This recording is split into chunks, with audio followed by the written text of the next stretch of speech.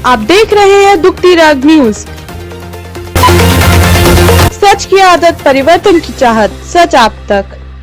तो आइए बात करते हैं। देखिए, जो यहाँ से आए हुए हमारे बुजुर्ग भी यहाँ पर आए हुए हैं। और आप कहाँ से आए हुए हैं? ਅਸੀਂ ਪਿੰਡ ਮੰਡੌੜ ਜ਼ਿਲ੍ਹਾ ਪਟਿਆਲਾ। जिला पटियाला से। सभी ये पंजाब से जिला पटियाला के हैं। हाँ, पटियाला जिले के हैं। तो जिला पटियाला से आए हुए हैं। और कितने दिन से यहाँ पर आप हैं? 26 तारीख को पहुंच गए थे, तो उसी दिन से डटे हैं। 26 तारीख से देखिए यहाँ पर डटे हुए हैं। आज लगभग 24 दिन होने को आए हैं।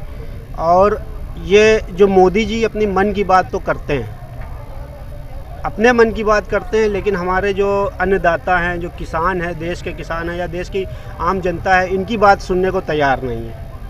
तो इसको आप किस तरह से लेते हैं और किस तरह से देखते हैं, इसके बारे में क्या कहना? ਇਹਦੇ ਬਾਰੇ 'ਚ ਤਾਂ ਇਹੀ ਕਹਿੰਦੇ ਵੀ ਜਿਹੜਾ ਇਹ ਮੋਦੀ ਬਣਿਆ ਦੇਸ਼ ਦਾ ਪ੍ਰਧਾਨ ਮੰਤਰੀ, ਇਹਨੂੰ ਅੰਨਦਾਤੇ ਬਾਰੇ ਕੋਈ ਗਿਆਨ ਨਹੀਂ ਹੈਗਾ। ਜੋ ਮਤਲਬ ਸਿਸਟਮ ਅੰਨਦਾਤੇ ਨੂੰ ਚਾਹੀਦਾ ਨਾ ਅੰਨ ਪ੍ਰਦਾਨ ਕਰਨ ਵਾਸਤੇ, ਉਹਦੇ ਬਾਰੇ ਇਹਨੂੰ ਨੌਲੇਜ ਨਹੀਂ ਹੈਗੀ। ਇਹ ਅਨਪੜ੍ਹ ਮੰਤਰੀ ਹੈ, ਇਹ ਦੇਸ਼ ਨੂੰ ਗੁਲਾਮ ਕਰਨ ਜਾ ਰਿਹਾ ਹੈ।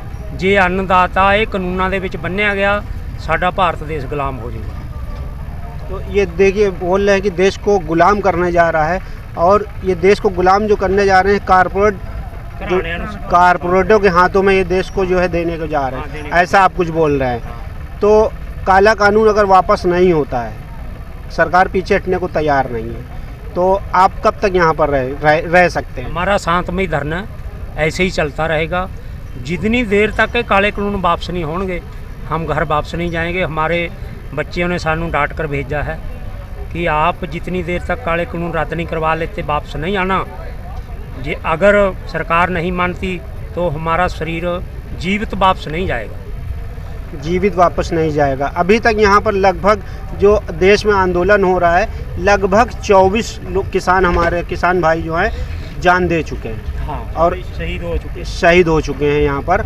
और एक जो हैं गुरु भी थे हमारे, गुरु तेग बहादुर जी, उन्होंने भी यहाँ पर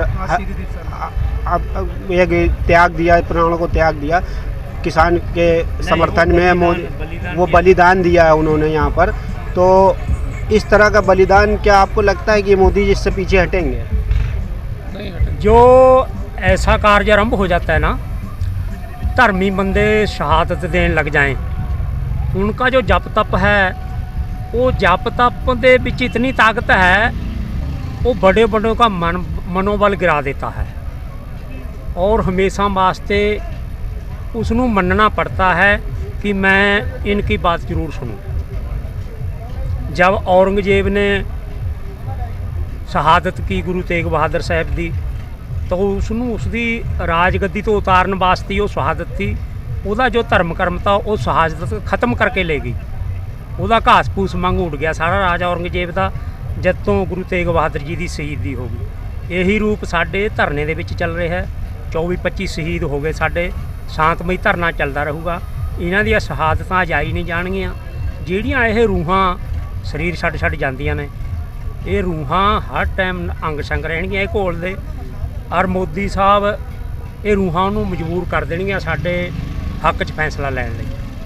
उन्होंने ये जरूर वापस लेने पैणगे काले। अच्छा, सरकार की तरफ से जो ये कुछ मंत्री हैं या इनके प्रवक्ता हैं जो इससे जुड़े हुए हैं, आरएसएस के लोग हैं, जो इसे ये बोल रहे हैं कि इसकी फंडिंग जो है बाहर से हो रही है और इसमें जो आतंकवादी भी शामिल हो गए हैं, तो इसके बारे में क्या बोलते हैं आप? क्या ये जो बोला जा रहा है, क्या बोलना है? सारा कूड़ प्रचार है। जो ये फंडिंग का गलबात कर रहे हैं, वो हमारे बच्चे हैं। हमने उनको पढ़ा लिखा के बाहर भेजा है। हमने उन पर 20 लाख रुपया खर्च के बाहर भेजा है। वो हमारे को पैसा लुटाने जोगे हुए हैं।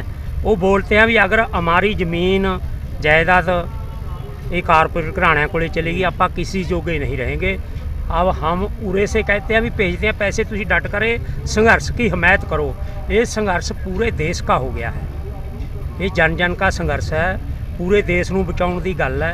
किसी के उत्ते कोई आतंकवादी नहीं, कोई पक्षवादी नहीं, कोई उग्रवादी नहीं, कोई नहीं। ये सिर्फ अपने देश को गुलाम होने तो बचाने लई दूजी जंग है आज़ादी की। एक काले लोगों तो बचाना है। काले लोग अज कारपोरेट घराणिਆਂ ਨੂੰ गुलाम बना के जा रहे हैं, उन्होंने झोली च पा के जा रहे हैं देश ਨੂੰ। ਜੇ ਇਹ ਸੰਘਰਸ਼ ਢਿੱਲਾ ਹੋ ਗਿਆ ਤਾਂ ਸਾਡੀਆਂ ਆਉਣ ਵਾਲੀਆਂ ਨਸਲਾਂ ਸਾਨੂੰ ਮਾफ़ नहीं करनगे। जहाँ से तोड़ने मरोड़ने के लिए जो राजनीति बनाते हैं, किसी से बयान दबाते हैं, कभी कंगना से कभी किसी से, कि इसको जो किसान इसके विरुद्ध हैं बढ़ के और इनका ध्यान जे बिलों से अलग होकर दूसरे पासे चला जाए। तो हम ये नहीं चाहते, ये बांटना चाहते हैं कि इसका एक किसान का आंदोलन जो है डाइवर्ट हो जाए, दूसरी की तरफ चला दूसरी बार डाइवर्ट हो जाए और उसके तरफ चले जाए, तो सरकार इसको खंडा सके आंदोलन को।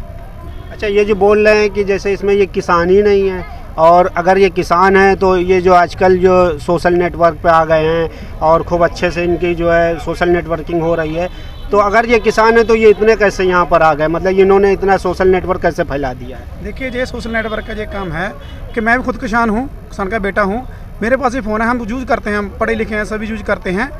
हमारे पास यही तो ये सीधी बात है कि हमारे पास APMC है, हमारी जो खरीद है पंजाब की वो मंडियों के थ्रू होती है, सही दाम मिलता है हमें, इसलिए हमारे पास इसके जोगे हुए हैं हम। आप बिहार में जाइए, कहीं और जाइए, जहाँ जो कॉर्पोरेट की तरह खरीद होती है, वहाँ का उनका गुजारा भी नहीं चलता लोगों का।